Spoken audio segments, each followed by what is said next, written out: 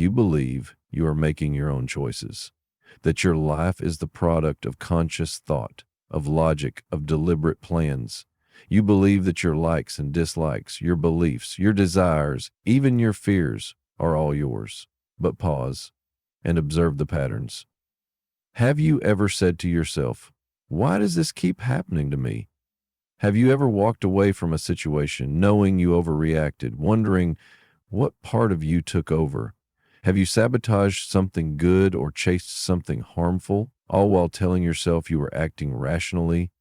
These are not coincidences. They are not random. They are messages from within. There is a self inside you that you do not see, a quiet architect that sketches the blueprints of your actions and reactions, and until you learn its language, you will never truly be free. This unseen self is made of forgotten moments and silent decisions, often shaped before you had words. Perhaps you were 5 years old when you learned that being loud made people angry, so you became quiet. Maybe you were 12 when your vulnerability was mocked, so you learned to toughen up, to hide your softness. At 16, you might have loved someone who did not love you back, and in that wound, you decided you were not enough. You carried these decisions not as conscious thoughts, but as truths about the world, like ink that seeps into the pages of your identity. And over time, they ceased to feel like adaptations. They became you, but they are not you. They are the mask you wear to survive. They are the story you tell yourself so you don't have to feel the pain again. Yet what is repressed is not gone. It simply moves beneath the surface. It becomes part of the shadow. And the shadow moves us. It's the reason someone lashes out at their partner for being too emotional, when in truth, they've disowned their own vulnerability. It's the reason a person who was neglected as a child now clings to unavailable people, mistaking the ache for love. It's why someone who never felt seen must now be the best, the loudest, the most admired, because deep down they are still trying to convince their absent parent to look at them. We are haunted not by what we remember, but by what we forget too well. The unseen self holds those memories frozen in time.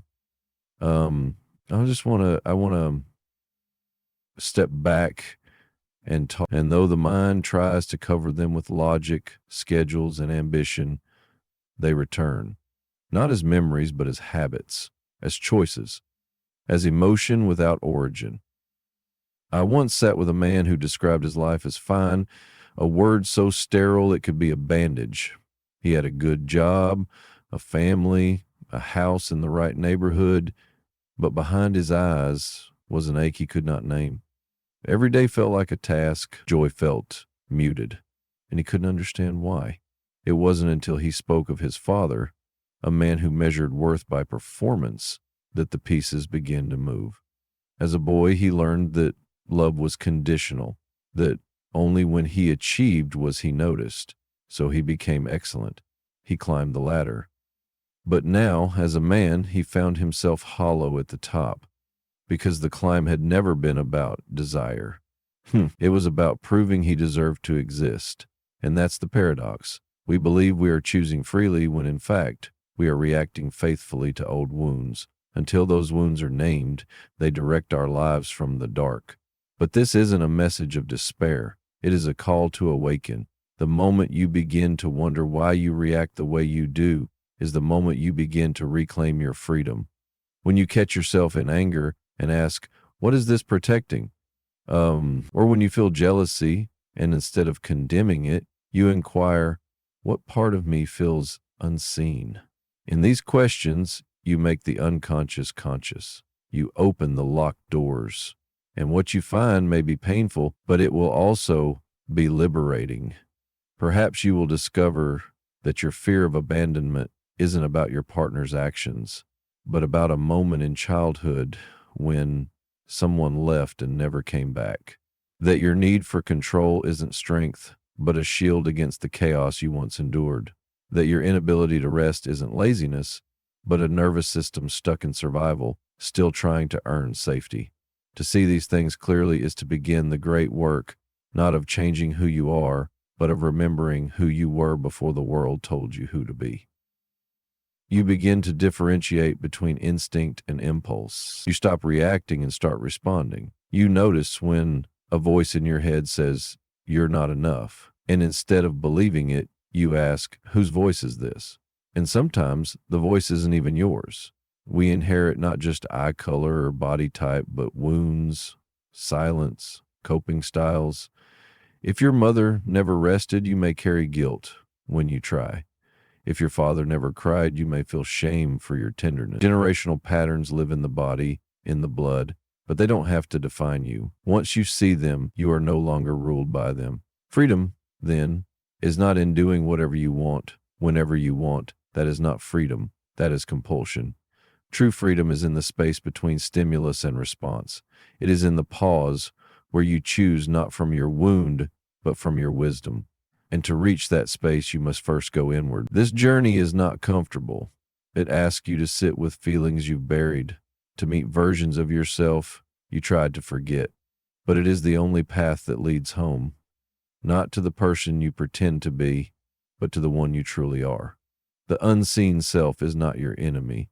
It is the part of you that stayed behind when you went to survive. It holds your grief, your innocence, your rage, your tenderness, all waiting to be remembered. In on to the bottom. I'll just paint it as best I can. It does not wish to ruin your life. It wants to be known. And in being known, it no longer needs to act in secret. Once you turn toward it, once you welcome the exiled parts of you, life begins to change, not dramatically at first, but deeply. Your reactions soften. Your relationships shift. You begin to choose with clarity. You stop needing so much control. You rest more easily in your skin. You become less afraid of what's inside you and more curious. And that is the moment the knocking stops. Not because the voice is gone, but because you finally opened the door. And in doing so, you realize that what you feared was never the darkness. It was the power buried beneath it, waiting patiently for you to return. From the moment we are born, we are taught to be good, to be agreeable, polite, strong, composed. And slowly, without realizing it, we begin to amputate the parts of ourselves that don't fit the mold. You were scolded for being angry, so you silenced your rage. You were mocked for being too sensitive, so you hid your tenderness.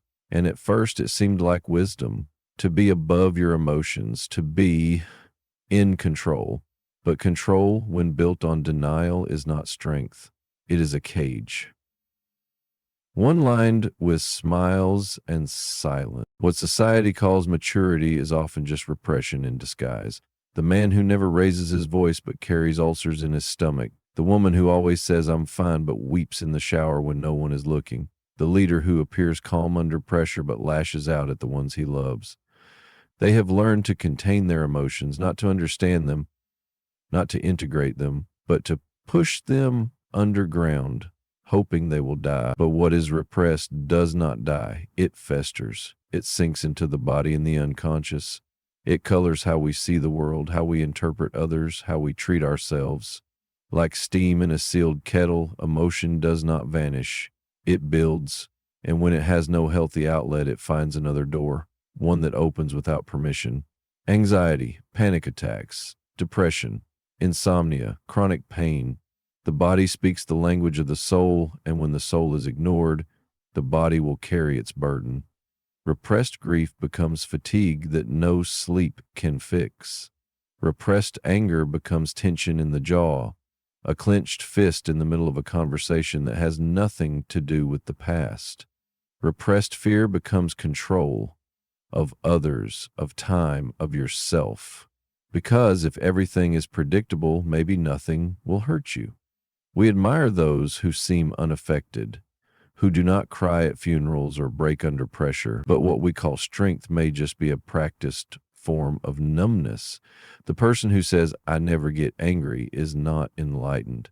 They are fragmented, because to be fully alive is to feel the full range of human emotion, not to be ruled by it, but not to run from it either. A woman once shared that she had not cried in 20 years. She wore that fact like armor. "I don't let things get to me," she said, but beneath her voice was a tremble. And when her father passed, she returned to work the next day, not because she didn't care, but because feeling it would have broken her, or so she thought. Over time, she developed migraines so intense they blurred her vision. Nothing helped, not medication, not rest. It wasn't until she sat in silence, long enough for the walls to soften, that the tears came. Years worth of sorrow, unexpressed. The migraines faded. Not magically, but gradually, like a wound that finally had air to breathe. We often believe that feeling deeply is a flaw, that to be angry is dangerous, that to grieve is weak, that to desire is shameful. But these emotions are not intruders. They are messengers. They are the soul's way of guiding you, asking you to pay attention, to reclaim something that was lost or denied. Anger, when listened to, becomes clarity. Grief, when honored, becomes connection. Fear, when explored, becomes wisdom. But when these are locked away, they become distorted. Anger becomes resentment or self-loathing. Grief becomes apathy. Fear becomes rigidity. And in this distorted form, they begin to control you from beneath awareness. So many people walk through life trying to be good at the cost of being whole. They wear smiles that don't reach their eyes. They say yes when they mean no. They stay silent to avoid conflict, then erupt when they cannot bear the weight of their own silence any longer. They apologize for existing too loudly, and they wonder why joy feels so fleeting, why intimacy feels dangerous, why rest never really restores them. The answer lies in the parts they've abandoned, the inner children locked in rooms of their own soul, waiting to be acknowledged. Some, just the lies. My heart hates them, but they feel a need. My heart hates them, but they feel a need. And I hate myself for so long, waiting to be acknowledged. To truly heal is not to become a better version of yourself. It is to become a truer version. It is not to eliminate emotion, but to create space for it. To sit with the sadness, not to wallow, but to witness. To hold your rage without letting it burn you alive. To let desire speak, not to obey it blindly, but to understand what it seeks. A study conducted by the University of Texas found that people who wrote about their deepest feelings for just 15 minutes a day experienced better physical health, improved immune function, and reduced stress. This is not new wisdom. This is ancient truth, that what we bury will grow roots, and what we bring into the light can be transformed. But make no mistake, this work is not easy. It is not romantic or clean. To open the doors to your emotional life is to risk being overwhelmed, to encounter pain long avoided, but it is also the only way to wholeness. And in wholeness you find not just peace, but power. A man who knows his anger is less likely to explode unconsciously. A woman who knows her grief does not need to numb it with busyness or distraction. A person who can sit with discomfort without running, this is someone who is free. Not because life is painless, but because they are no longer afraid of pain. When you stop repressing, you start relating to yourself, to others, to the world. You begin to notice beauty more easily, because your senses are no longer dulled by self-denial. You feel more, yes, but you suffer less, because what you feel is honest. It flows through rather than getting stuck. Imagine a river. If you dam it, the water turns stagnant. If you let it flow, it nourishes everything it touches. Emotion is the same. It must move. And in moving, it reveals, it cleanses, it teaches. You were never meant to be perfect. You were meant to be real. The goal is not to escape your emotional life, but to enter it consciously, to let it be your teacher, not your jailer. And in doing so, you begin to see that what you once called weakness was always your humanity, that your depth was never the enemy. It was your doorway back to life. The prison was never the feeling, it was your refusal to feel. And the key has always been in your hands. There is something deeply unsettling about watching your life repeat itself. different faces, new places, evolving circumstances, yet somehow you keep ending up in the same emotional place. Maybe it's another relationship that starts in passion and ends in confusion, another opportunity that slips through your hands, another argument that sounds eerily like the last. You ask yourself, why does this always happen to me? And in that question lies a whisper of truth. It happens again, not because you are cursed or because you are broken, but because something inside you is unresolved. The pattern is not punishment, it is a message from a part of you that cannot speak in words, but can only express through repetition until you see it, until you feel it, until you understand what it's trying to teach you. You are not alone in this. Every human being walks through life with emotional blueprints laid down long before they understood what they were building. Your nervous system was shaped by experience. Your beliefs about love, safety, self-worth, all were formed not in conscious choice, but in response to what you felt, what you lacked, what you had to do to belong. Imagine a child whose emotional needs are met with inconsistency. Some days they are seen, other days ignored. Praise becomes rare, criticism frequent. That child does not say, "My caregivers are inconsistent." The child says, "There must be something wrong with me." And from that wound, a pattern forms. I must earn love. I must be perfect to be safe. I am not enough as I am. Now, fast forward 20 years, that same child, now an adult, becomes a high achiever, driven, responsible, admirable. But beneath the surface is a desperate need to be validated, a terror of being abandoned. They find themselves in relationships where they overextend, overgive, and are never fully met.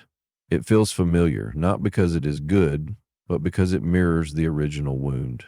This is how the psyche works. It recreates the emotional climate of the past in the hope that this time something different will happen. All right, welcome. This time you'll finally be loved the way you needed. This time you'll finally be chosen. This time you'll finally win the approval that was withheld.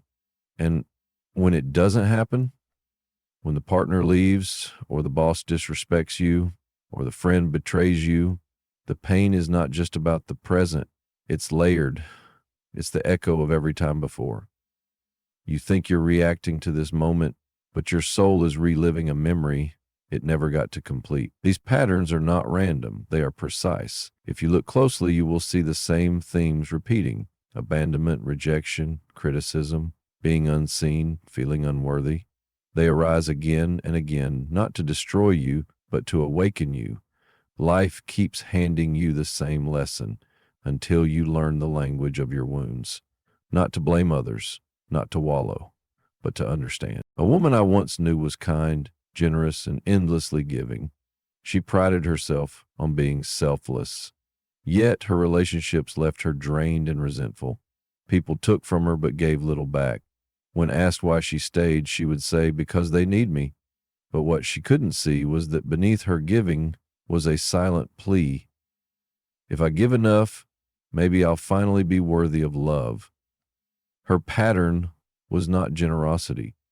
It was overcompensation. A shield forged in childhood where love was conditional and care had to be earned. As long as that wound remained unhealed, she would continue to attract takers. And every time someone left her depleted, the wound would deepen, confirming her fear that she had to do more to deserve love. Awareness is the first act of liberation. When you begin to name the pattern, to trace it back to its origin, you take a step out of the cycle. The pattern only controls you when it's unconscious. When it becomes conscious, you are no longer the child trying to survive. You are the adult choosing to respond differently. But this is not easy, because healing means confronting what you've spent your whole life avoiding. It means grieving not only the relationships that hurt you, but the parts of yourself you abandoned in order to survive them. Hail the silence you adopted to avoid conflict, the ambition you used to mask your inadequacy, the smile you wore when you wanted to cry. All of it was brilliant. All of it kept you safe. but now it's time to let it go. To break the pattern is to disappoint the past, to say, I will not live by its rules anymore.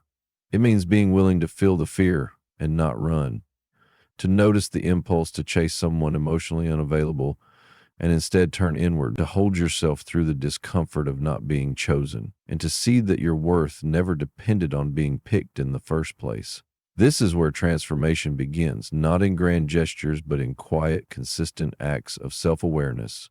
When the old story starts to play, you pause. You ask, whose voice is this? What age am I feeling right now? What am I trying to fix that happened long ago? And then you breathe. You remind yourself, this is not then. This is now. And you choose differently. Maybe this time, instead of staying in a relationship that mimics your early abandonment, you leave. Maybe this time, instead of hustling for validation, you rest, knowing your value doesn't disappear in stillness. Maybe this time, you allow someone to see you fully, without the mask of perfection. And maybe, for the first time, you begin to feel what it's like to be loved not for who you pretend to be, but for who you actually are. You will still feel the pull of the old pattern. It's carved deep, but with every conscious choice, the pull weakens. You carve a new path, one that does not originate from fear, but from truth. And that truth is this: you are not your wound, you are not your past. You are the one who survived it. You are the one who can rewrite the story. Not by pretending the pain didn't happen, but by refusing to let it shape what happens next. This is what freedom looks like. Not the absence of difficulty, but the presence of choice. The ability to recognize when the past is trying to take the wheel, and to gently, bravely take it back. The pattern loses power the moment you say, I see you, I know where you come from, but you don't get to decide for me anymore. And in that moment, the cycle begins to break, not with force, not with shame, but with light. There's an idea that drifts quietly through the culture, rarely questioned yet deeply believed, that the path to freedom is paved by perfection, that if we could just fix ourselves, clean up the mess inside, rid ourselves of fear, doubt, anger, or need, we could finally be whole. And so we begin to chase it, this shining, distant image of flawlessness. We try to become good enough, strong enough, calm enough, enlightened enough. We try to mold ourselves into something unblemished, something safe, something acceptable to the world and to ourselves. But perfection is not freedom.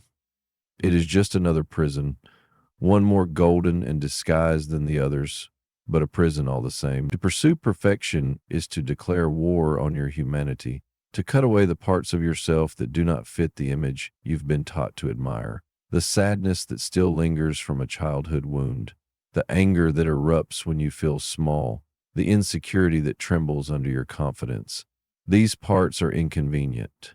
They disrupt the performance, and so you exile them. You call them weakness. You disown them. You bury them deep.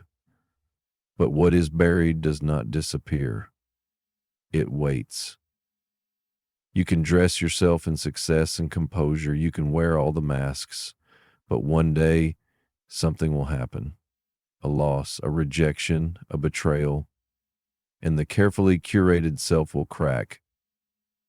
And through that crack will rush everything you tried not to be, all the anger you suppressed, all the grief you never cried, all the fear you pretended not to feel.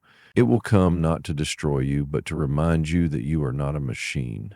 You are a soul. And the soul does not want to be perfect. It wants to be whole. To be whole is not to be without flaw. It is to be without denial. It is to look within and say, this too is part of me. Your jealousy is not a moral failing. It is a signal pointing to where you still feel unloved. Your bitterness is not a defect. It is a scar left by something precious that was never protected. Your fear is not weakness. It is your body remembering what it means to be hurt. But we are not taught to hold these things with compassion. We are taught to silence them, to shame them, to push them aside in the name of growth. And yet true growth is not upward, it is inward. You do not ascend by escaping your shadow. You transform by descending into it with honesty and care and reclaiming what you left behind. The woman who embraces her anger learns to speak her truth. The man who makes peace with his grief stops running from intimacy. The person who acknowledges their insecurity becomes grounded in real confidence, no longer needing to dominate or disappear. This is wholeness, not an image to maintain, but a truth to embody. And it is not achieved through control, it is allowed through surrender. The kind that says, I no longer need to be more than I am. I only need to be fully who I am. When we chase perfection, we become fragmented. We split off from ourselves. We become two people, the one we show the world and the one we keep hidden in the dark. And the greater the distance between them, the more inner conflict we feel. Anxiety grows in the gap. Depression forms in the disconnection.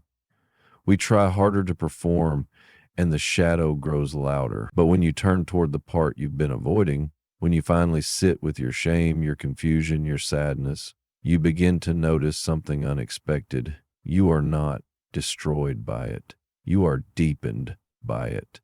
The artist who expresses sorrow creates beauty. The healer who has known pain holds others with gentleness. The leader who has tasted failure leads with humility and heart. The very wounds we try to hide are the ones that give us character. The cracks in our armor are where the light comes in. Perfection says, be better. Wholeness says, be here. Perfection says, fix yourself. Wholeness says, feel yourself. And yet this is terrifying, because the idea of being perfect is a form of safety. If you are flawless, then maybe you won't be rejected. If you're always right, then maybe you won't be hurt. If you're in control, maybe no one will leave you. But life doesn't work that way. People still leave, things still break, and sometimes you will fall apart, even after all your effort. Freedom begins the moment you stop trying to outrun this truth. A man once came to a breaking point. By all measures, he was successful, wealthy, respected, admired. But at night, he couldn't sleep.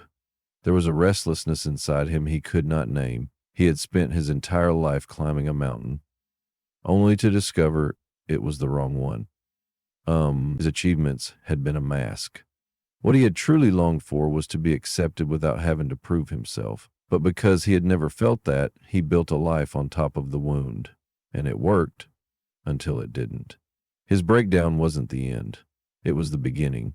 It was the place where he stopped striving and started listening. Your true self does not emerge from victory. It emerges from authenticity. It lives in the moment. You stop needing to be someone else and start being with yourself exactly as you are. And that includes the mess, the contradictions, the softness, the fury, the vulnerability. The world may not always know what to do with those parts of you, but you must, because they are sacred. They are what make you real. You were never meant to be perfect. You were meant to be whole, and wholeness requires that you gather every part of yourself, not just the polished, not just the presentable, but also the part that broke and never told anyone, the part that failed, the part that still grieves, the part that wants more, the part that's still healing. Bring them all home. Only when the exiled pieces return do you begin to feel at peace. Only then does the war within begin to quiet, not because you've won, but because you've stopped fighting yourself. And that, in the end, is freedom. Not the kind the world promises, with applause and perfection, but the kind that lives deep in your bones, the kind that whispers, even this, even now, even here, I am still worthy of love,